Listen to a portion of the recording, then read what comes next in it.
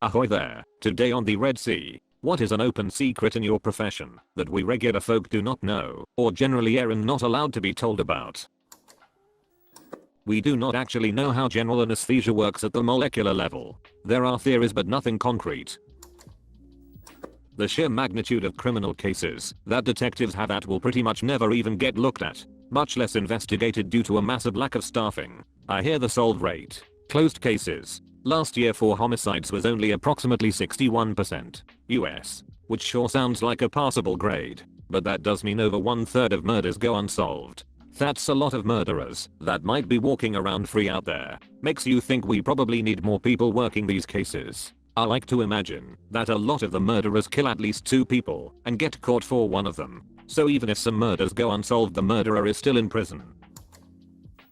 If you see 12 different sellers for an item on Amazon, in all likelihood the total number of sellers is probably 3 to 4, all of whom have multiple names selling the same item at different prices. Most people do not even know that real people sell on Amazon.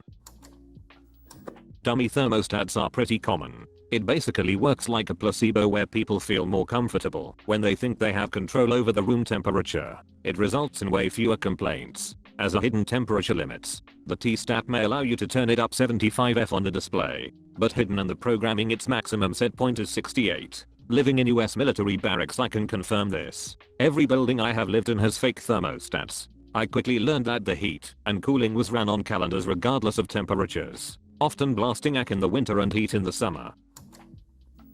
All hotels have had bed bugs at one point or another. High-end and low-end hotels. What separates the good hotels from the bad ones are how they handle bed bugs once they are discovered. But if you ask the front desk if they have ever had bed bugs, they will typically lie and say no, since most people do not understand how bed bug infestations happen. Very true. I have worked in a couple different hotels over the last 10 years. Mostly upscale ...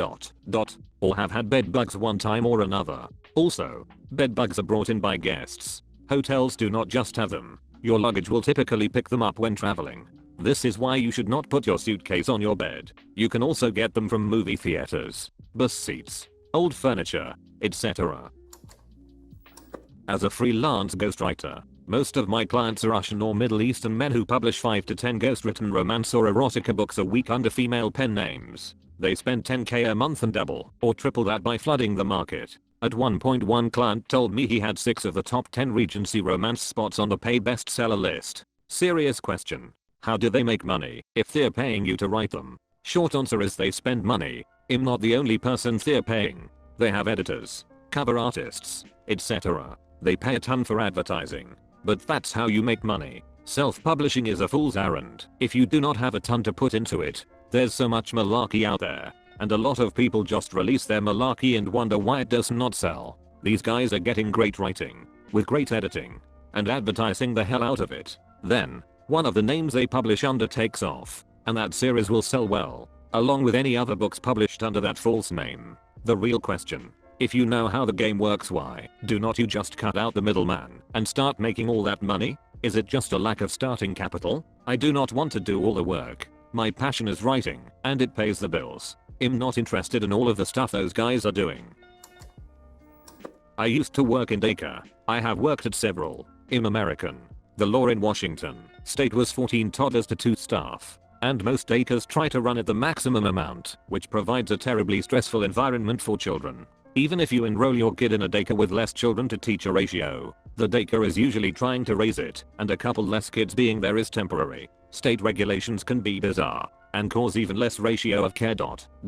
For example, every child must have their diaper changed every 2 hours or more, all day, and be documented. Multiply that by 14 kids. So changing all 14 diapers / potty training some every 2 hours for 8-10 hour days. The 2 staff rule is really just one person watching the kids for most of the day, while the other person is changing diapers. A good environment being provided is almost impossible when one person is watching 14 toddlers. The state taxes daycares for breaking any small rule, so they struggle to make money and pay people fairly, hire more staff. I'm a furniture upholsterer, and the amount of times other professionals just recover the old fabric and filling drives me mental. If you're paying for upholstery, ask for progress photos. Nobody needs all that nasty old fabric hidden underneath, and it's not fair to the client as they do not necessarily know any better. nor should they have to. My mother was a furniture upholsterer and she would unstitch and unstaple the old fabric which became the patterns and template for the new fabric. This was meticulous. So I can imagine people cut corners. We absolutely do that. You can make a pattern from the old cover as guidance. But too many times I have taken a piece apart only to find the original 1950s material and the client is shocked. BC they paid good money in the 90s to have it reupholstered. The best/worst case of this was a Macute bench I did years ago. Client explained that it was her grandma's and that she thought her mom might have recovered it a couple times. 27 layers. I kid you not. 27 layers of fabric. We saved them all and it was an amazing walk down memory lane for the client. I think she ended up framing them all. But besides the cute story, just make sure you're getting your money's worth with your upholsterer and do not be shy about asking for progress pics. Most hospitals are actually crazy trusting about who they release dead bodies to when people die. Oftentimes I show up with just a gurney and someone's name scribbled on a post-it note and they just let me walk out with somebody's grandma without asking my name or getting ID or anything. The amount of salt and fat in your food, especially at high quality restaurants. We kept a large hotel pan full of clarified butter behind the line. It'd be empty by the end of the night. The majority of regular broadcast radio shows are pre-recorded. If a DJ is broadcasting live, usually the morning shows, they still have no control over what music plays. It's all pre-programmed. They'll usually record phone requests and replay them during the voice break before the requested song is scheduled to play anyway, to make it seem like they're playing/taking requests. When the studio is empty, all phone lines are set to busy, so no one calls and realizes there's no one there to answer. I'm in it. We do not always know why the fix worked, and we do not care. I work as a hardware contractor for a fairly large insurance company, which means if someone's desk setup has something broken I replace it and everyone's happy. We had one desk though that pulled the ship of Theseus on me. I had replaced every part I could, and it could no longer be considered the same setup. It still didn't work, but only for the person who sat there regularly. We told her she was not allowed to sit there anymore due to solar flares.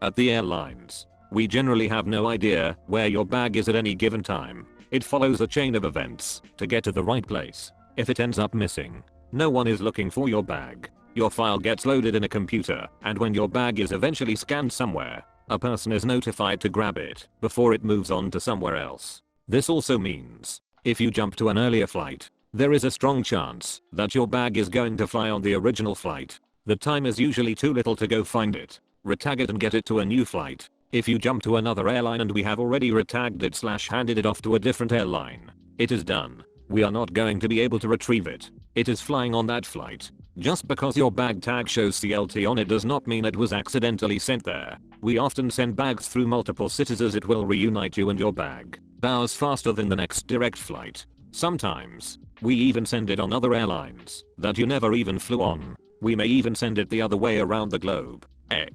Lax to DXB, Dubai. You may have flown through London on British Airways, but the fastest way for me to send your bag may be through Seoul, South Korea on Delta and Korean Air. We try our best, but it's a question of volume, staffing, time, and technology.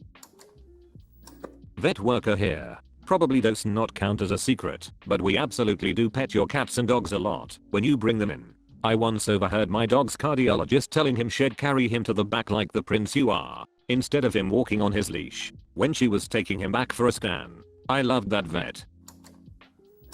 That reinforced glass and that security camera may not actually be unbreakable or being monitored or recorded, respectively. If you can see the monitor showing the camera feed, it does not actually mean it's being recorded. 2. These things can just be there to make people guess whether it actually works or not. Go ahead, roll that dice. People typically just go somewhere where there is not a camera or glass. Instead, I worked as a retailer manager in the past. A customer's attitude and approach is about 99% of the reason someone would help them solve a problem. Sale ended yesterday, your return is past the date, you want a better price on a clearance item? Be a normal kind person and you'll usually get your way. If you start off being malarkey or demanding, then, sorry, I cannot help you. It's store policy. Bartender here. If you're cool, I will absolutely bend over backwards to make sure your night goes amazing. That means extra stiff drinks, remakes if you do not like something, faster service, etc. You do not even have to tip that well. Just treat me like a human and maybe have a funny story to make my night go faster. If you're mean to me, you get exactly what you ordered and not a milliliters more. We know all the websites you are visiting and all the rounds of Minesweeper you are playing while you are at your desk. But as long as you are not doing anything illegal, we do not care. Oh, this was made absolutely clear to me. For context, I did a work experience in an office about a year ago. It was for a government department specializing in connecting utilities and roads of private developments, large sites where they build about 100 houses at a time, to the public sector. My entire job was basically copy typing handwritten reports and scanning photos and plans to a shared server. My manager made it absolutely clear to me that I'm not expected to work too hard since I'm not being paid for 6 months of work. That did not stop me from constantly going through folders of developments and getting things uploaded to the system. To the point where, when I left, I was said to be the best person they had from the work experience program. The thing is, I was constantly alt-tabbing through Reddit while on shift. That most of those 3 people have booked this hotel today, or 4 people are looking at this product right now. Pop-ups on travel agency website and e-commerce sites are lies. Totally static and made up. My family owns a peach garden. Peaches are really delicate fruits. Fierce, soft and watery. Perfect for any insect to lay eggs. So you need to take good care of them. But sometimes the weather does not care about that, and stuff might happen, so now all your peaches have bugs. What do? You cannot sell spoiled peaches, but you need money. Sell them to juice companies for 5 cents a kilo. Enjoy your war peach juice. This ISN not only for peaches, BTW any sort of juices like that. If you buy an antique or a vintage piece, it most likely went through like 5 hands, each one at least doubling the price. Your dog or cat is much more comfortable when you are there with them during euthanasia. It's really hard when people say, "It's too hard for me to be here with him," and leave the room for it. It is one of the hardest things ever, but they need you there with them. They look around for you sometimes. That being said, if we do the euthanasia without you, we always have one staff member whose only job during the procedure is to cuddle and comfort your pet and tell them how much their owner loves them and what a good boy they are. Classical musician, lots of us at your local symphony are drugged up on beta blockers when we perform. Teacher here. I learned early on in the game that there are a lot of supplies we do not have to pay for if we just know where to look and how to ask nicely. Want to have a lesson about plants? Go to a grocery store / florist a few days ahead and ask if they can set aside their dying flowers for your class. Need cardboard? Ask a store for their old boxes. I have even heard of my colleagues just going to stores and asking for donations and explaining why, and getting new stuff for free. It's amazing how much people are willing to go out of their way to help educate kids.